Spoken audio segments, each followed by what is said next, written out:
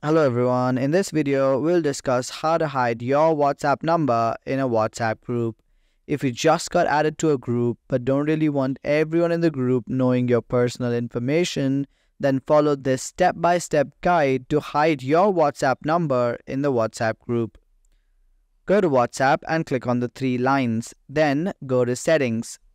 Here, look for Accounts and click on it. When you're in Accounts, look for Privacy. But if you're on the newest update of WhatsApp, then you won't be able to see an option called Accounts. Now, you'll finally be able to see the privacy option without even doing anything. So just click on Privacy and it'll take you to Privacy Settings. Here, you'll be able to see an option called Who Can See My Contact, or if you're on a newer version, it will be called Who Can Add Me Into Groups. Click on Nobody or My Contacts. Once you clicked on this, only the people in your contacts will be able to see your personal information.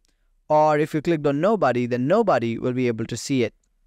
And that's it. Hope this video helped you out. And if it did, consider liking the video and subscribe for more tech tips.